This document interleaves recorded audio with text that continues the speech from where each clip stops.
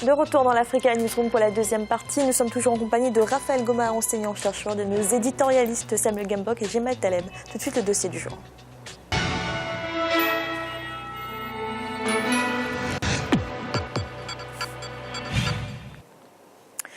Si par le passé, la déficience visuelle était un handicap pour une insertion socio-professionnelle, aujourd'hui, grâce à l'écriture braille, les aveugles ou malvoyants parviennent à réaliser une scolarité quasi normale. Au Burkina Faso, l'Association pour la promotion des aveugles et malvoyants est la principale structure d'accompagnement. Les pensionnaires de cette école participent aux examens nationaux au même titre que les personnes voyantes. Un reportage de notre correspondant Wendiam Valentin Compaoré. Le Burkina Faso, à l'instar de la plupart des pays du monde, s'est engagé à atteindre les objectifs du millénaire pour le développement. À cet effet, le gouvernement du pays des hommes intègres a défini des secteurs prioritaires, dont l'éducation, avec la ferme volonté de réaliser l'éducation pour tous à l'horizon 2020. Mais cet objectif ne saurait être une réalité si les enfants en situation de handicap, encore trop souvent marginalisés dans nos sociétés, ne sont pas pris en compte. C'est ainsi que l'État a intégré l'éducation inclusive. Aujourd'hui, sous l'impulsion de l'Association burkinabé pour la promotion des aveugles et malvoyants, cette dynamique est lancée. Cette association reconnue d'utilité publique a parmi ses objectifs majeurs l'éducation par la scolarisation des enfants aveugles. C'est ainsi que depuis 1987, son école, l'école des jeunes aveugles de Ouagadougou, s'emploie à offrir à des enfants malvoyants un enseignement pratiqué sur le braille, un système d'écriture tactile à points saillants à l'usage des personnes aveugles ou fortement malvoyants. Si cette école a ouvert ses portes avec seulement 3 élèves, elle compte de nos jours 163 élèves et étudiants repartis entre le primaire, le secondaire et le supérieur des écoles dans certaines régions du pays. Aussi, elle a opté pour l'intégration, un système qui permet aux élèves aveugles de vite s'adapter au milieu scolaire ou universitaire classique, une méthode efficace selon les responsables de cette école. Sur place, ici, nous avons le cycle primaire qui commence par une petite classe que nous appelons la classe d'observation, qui reçoit les enfants de 5 à 6 ans. C'est comme une classe préscolaire en fait, pour préparer ces enfants à entamer le cycle primaire au CP1 normalement. Et nous avons les 6 classes du cycle primaire du CP1 au CM2 et nous avons 2 autres classes spéciales, une classe que nous appelons réadaptation élèves où nous recevons les élèves qui ont perdu la vue au cours de leur cycle primaire et une autre classe que nous appelons réadaptation adulte où nous accueillons les adultes et les étudiants et tous les élèves qui ont perdu la vue au cours de leur cycle secondaire et supérieur. Dans ces classes, l'enseignement en braille est pratiqué dans cette école des jeunes aveugles. Si dans les écoles classiques, l'alphabet compte 26 lettres, avec le braille, l'alphabet est de 63 lettres et chaque enseignant y va de sa manière pour la compréhension des élèves. Une méthode qui nécessite plus d'attention pour ces enfants en difficulté selon ses pédagogues. En écriture braille, le point 1 signifie le point A, 1, 2, c'est la lettre B, et 3, 4, c'est la lettre C, et ainsi de suite jusqu'à finir les 26 lettres. Maintenant, comme je vous dis, les lettres accentuées dénaturent totalement la lettre. Si j'écris par exemple U, qui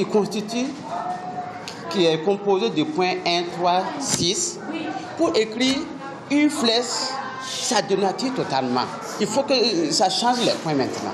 La Fédération burkinabé des associations pour la promotion des personnes handicapées évalue à 66% le nombre de personnes en situation de handicap n'ayant aucun niveau d'instruction et environ 16% ayant atteint le niveau primaire. Pour ceux qui ont la chance d'aller à l'école comme la petite Mariam Diallo, la lecture se fait grâce au mec qui remplace la vue pour ses enfants aveugles. Monsieur Diouf, le directeur de l'école, a donné à Boubacar un beau livre, tout neuf. Boubacar regarde la couverture, elle est bleue. Et elle a un joli dessin. Puis elle ouvre le livre. L'intégration des jeunes aveugles dans la vie active est aussi le credo de l'ABEPAM. C'est ainsi que certains sont dans des écoles classiques, notamment des écoles professionnelles. Nous sommes ici à l'effort, l'école de formation et de recyclage des enseignants. Cette école a reçu pour cette année une pensionnaire aveugle, Mariam Sinari, qui a pour ambition d'embrasser une carrière d'enseignante. Et malgré quelques difficultés, elle compte y arriver. J'aimerais être enseignante pour montrer aux gens que même si on est handicapé, on peut faire ce que les autres font pour gagner sa vie. Autre lieu, autre réalité. Sungalo Traoré, aveugle, est quant à lui élève au lycée mixte de Gounguin. Il est en classe de 5e dans cet établissement public. Pour lui, l'impossibilité de transposer les figures mathématiques en braille est son souci majeur. Pour moi, le plus difficile, c'est comprendre les matières scientifiques comme les maths. C'est une matière, en tout cas, toutes les explications se passent au tableau. Donc pour moi, c'est un peu difficile, mais avec la compréhension de mes camarades et du professeur, j'ai une explication verbale. Le professeur vient, il m'approche et il m'explique.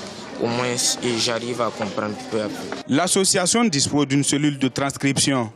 Elle se charge de retranscrire les devoirs des élèves et étudiants aveugles dans les écoles classiques pour permettre la correction par les enseignants, ceux-ci ne lisant pas le braille. Le décodage consiste donc à transformer donc le travail de l'enfant qu'il a fait en braille en noir, puisque nos professeurs généralement ne sont pas formés donc à la lecture du braille. Donc, on met ça donc en noir pour que le professeur puisse avoir accès. Un avenir radieux, une société plus ouverte aux enfants malvoyants, c'est le souhait que Guy Yamoego, président de l'ABEPAM, formule à l'endroit de ses filleuls. Ayant perdu sa vue pendant sa carrière d'enseignant, il prône la prévention, mais aussi plus d'acceptation pour ses enfants, dont il loue les compétences. Actuellement, la technologie, en tout cas, offre beaucoup de possibilités à ces enfants-là. Et il y a actuellement les ordinateurs adaptés que une personne aveugle peut utiliser et peut communiquer, il peut faire beaucoup de travail. Et je me demande, dans 20 ans, est-ce que ces enfants-là ne pourront pas même piloter des avions si on les pousse dans leurs études, parce qu'ils sont capables. Selon les dernières estimations, le nombre de personnes en situation de handicap au Burkina est estimé à environ 1,2% de la population totale. Et pour l'OMS, l'Organisation mondiale de la santé, le nombre de personnes en situation de handicap au Burkina Faso dépasserait les 3 millions en 2020, la majorité vivant en dehors de toute offre éducative.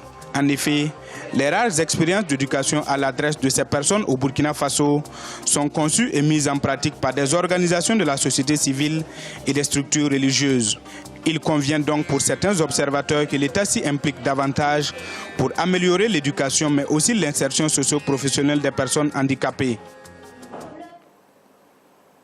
Raphaël, est-ce qu'on peut dire que la situation des aveugles, leur scolarité, leur insertion socio-professionnelle est encore plus difficile en Afrique qu'ailleurs ? Je commencerai par dire que l'égalité des chances, c'est d'abord donner les moyens d'une scolarité normale à tous. Effectivement, quand je vois ce qui se fait au Burkina, je ne peux que l'encourager. Mais malheureusement, je dirais que quand on regarde les moyens mis pour, si on prend par exemple les textes et les ouvrages édités, il y a au moins 1% le sont en braille. C'est une difficulté. Cela montre tout simplement que les politiques nationales, enfin je parle en général en Afrique, autant j'encourage ce qui se fait au Burkina, mais c'est un cas d'espèce. Alors que si on va un peu plus loin, on ne verra pas les enfants non-voyants ou malvoyants être ensemble avec les enfants qui sont voyants. Et ça, c'est encouragé. Mais dans d'autres pays, ça ne se fait pas. Donc, je dirais que c'est un problème de moyens. Un problème de moyens. Donc il faudra que dans ces pays d'Afrique, que les responsables qui sont chargés de ces programmes d'éducation mettent un peu plus le paquet sur ces jeunes-là. Parce qu'en fait, c'est une sorte de marginalisation et d'exclusion que de ne pas avoir l'accès au monde de l'écriture. Et malheureusement, c'est ce qui se passe en Afrique. Samuel, on l'a vu dans le reportage avec l'exemple de cet établissement au Burkina Faso. Ce genre d'initiative, ce genre d'école est le fait d'associations, de structures religieuses. Qu'est-ce que cela signifie que l'État se désintéresse de l'inclusion, de l'insertion des handicapés? Peut-être que l'État ne se désintéresse pas parce qu'il y a des ministères des Affaires sociales. Et la problématique du handicap soulève un certain nombre de questionnements existentiels. Ces enfants qui naissent, qui viennent au monde avec des handicaps et qui sont obligés de les porter tout au long de leur vie, n'ont pas choisi d'être handicapés. Et donc, il faut une priorité très prononcée, très active à l'adresse de ces minorités. Et cela appelle aussi à la gestion de la diversité. La gestion de la diversité impose une capacité technique de prendre en compte ces problèmes, ces différents handicaps, mais aussi les particularités qui s'imposent à ces couches sociales défavorisées. Et pour cela, le travail fait par ces associations est justement à saluer. Il faudrait peut-être que les États puissent apporter un soutien financier, logistique, mais aussi un soutien pédagogique. Parce que pour niveler même par le bas, il faudrait quand même l'accès à l'éducation. Il faudrait des moyens pour scolariser ces jeunes et tous ces handicapés. Et l'éducation pour tous, développée et promue par l'UNESCO, voudrait que tout le monde, qu'on soit vieux, jeune, handicapé ou pas, que l'on a le droit et le devoir d'avoir accès au savoir. Et je pense que nos gouvernements et les sociétés civiles, aussi diverses soient-elles, doivent intégrer la précarité, cette minorité dans le tissu social national. Gemal, plus qu'un soutien financier, ce n'est pas à l'État de créer ces écoles destinées aux aveugles, aux handicapés en général? Bien entendu, c'est une politique générale qu'il faut mettre en place. De quoi il s'agit? Un handicapé a un problème d'abord d'intégration dans une société qui n'est pas faite pour lui. Je vous mets de côté le chômage. Dans les pays développés, 70% des handicapés sont au chômage. Je dis bien dans les pays développés où il y a des politiques publiques qui accompagnent. Dans le pays où souvent il n'y a pas de politique publique qui accompagne les aveugles, qu'on oublie complètement les handicapés de façon générale. Ils n'existent pas. Il y a un problème d'intégration. Le travail, d'abord. Le travail est un facteur, évidemment, en dehors ou nonobstant les revenus que cela procure pour vivre, c'est d'abord un facteur d'intégration sociologique. Et donc, si nous ne sommes pas capables de travailler, donc de s'insérer dans le tissu de la société, on n'existe en réalité pas. Et donc, les handicapés, de façon générale, rencontrent d'abord ce problème-là. Il y a de vrais soucis dans nos pays. Il y a un manque d'informations en général sur donc les cursus, les parcours à faire. Il y a un manque de structures d'accompagnement. Nous avons un vrai problème de créer des unités pour les handicapés de façon générale. Et puis, nous n'avons pas compris la démarche à faire face à la complexité d'une situation comme celle-là. Et donc, partant de là, nous avons l'obligation, donc les politiques publiques ont l'obligation de mettre en place une forme adaptée de formation, d'intégration, dans ce domaine-là. Et donc, la mise en place d'écoles, de médiateurs capables d'accompagner les handicapés de façon générale, les aveugles dont on parle ici, c'est aussi valable pour tous les autres, est un vrai souci. Et puis, reste le cadre légal, c'est-à-dire que nous avons donc l'obligation de mettre en place des politiques publiques et un cadre juridique protecteur des handicapés, ce que nous ne faisons pas. Dans les pays développés, et en France en l'occurrence, puisqu'on y est, chaque entreprise a l'obligation, de par la loi, d'avoir 6% parmi ses effectifs d'aveugles, ou en tout cas d'handicapés. Et donc, la question, ce n'est pas est-ce qu'ils le font tous, la question est de savoir, ceux qui ne le font pas, payent-ils réellement des pénalités? Et la réponse est oui, en tout cas en France. Je pense que c'est valable et parfois beaucoup plus restrictif dans les pays scandinaves. Et donc, nous avons, nous, dans nos pays, l'obligation de comprendre ce phénomène-là et d'y répondre. En réalité, la population handicapée est aussi une population qui est capable de rentrer dans le tissu économique, dans le tissu de la productivité, et donc dans le tissu capable de créer et de faire de la richesse. Et donc, si nous n'accompagnons pas tout cela de politiques publiques sérieuses, centres de formation, centres adaptés, structures adéquates, et puis l'obligation évidemment de leur trouver les mécanismes nécessaires d'encouragement pour une entreprise. C'est-à-dire qu'une entreprise qui embauche un aveugle, elle considère qu'il n'est pas productif, et elle considère que c'est un emploi occupé pour rien. Eh bien, il faut démentir ce préjugé-là et d'expliquer, s'il le faut, contraindre donc les entreprises d'embaucher ou d'insérer, de participer, parce qu'une entreprise est aussi un agent social, de participer donc à l'intégration au sein d'une société de ces populations-là, qui sont des populations qui, notre, Samuel l'a bien dit, n'ont pas choisi d'être handicapées, puis figurez-vous, nous le sommes tous potentiellement. Raphaël, est-ce que c'est une solution, les dispositifs par exemple de discrimination positive? Je ne pense pas que ce soit des solutions, mais en fait, moi, je pense qu'il faut légiférer. Comme le disait Jamal, je crois qu'à un moment donné, il faudra prendre des lois qui imposent, disons, un certain nombre de quotas pour que ces personnes malvoyantes ou déficients visuels... Des contraintes aux entreprises. Voilà, aux entreprises, pour que sinon... Mais vous constaterez qu'en Afrique, à peine, disons, je dirais même 2%, si vous prenez sur 100 malvoyants, il n'y a que 2 qui se retrouvent dans le monde de l'entreprise. C'est tout simplement parce que soit les entreprises, disons, n'ont pas l'information réelle sur ce qu'est handicap, ou alors ils oublient qu'aujourd'hui les technologies ont tellement évolué que ces malvoyants sont capables de faire ce que les voyants font. Et donc je pense qu'il faut légiférer, il faut trouver des lois qui contraignent certaines entreprises à embaucher ces jeunes-là et ces personnes. Samuel, vous partagez cet avis, légiférer pour contraindre les entreprises? Il faut absolument légiférer, c'est le seul moyen de contraindre les entreprises et le personnel administratif public de pouvoir prendre ces minorités en compte. Mais je pense qu'il y a déjà des instruments. Ailleurs, en France, on parle de la charte de la diversité. Et quand on parle de la diversité, on a tendance à voir la race.